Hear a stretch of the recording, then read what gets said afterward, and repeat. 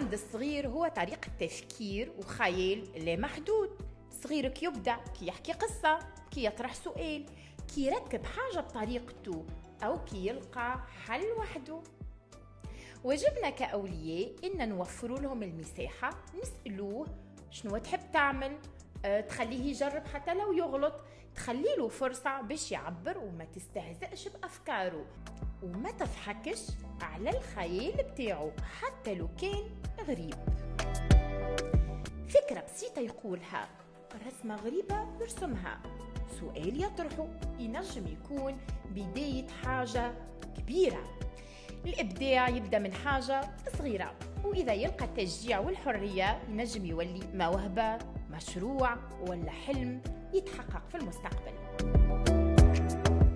هذيك علاش رد بالك تستهين بأفكار وبخيال صغيرك، خليله المجال يكتشف روحه، وانتي وقتها باش تكتشف فيه حاجات ما كنتش تتوقعها.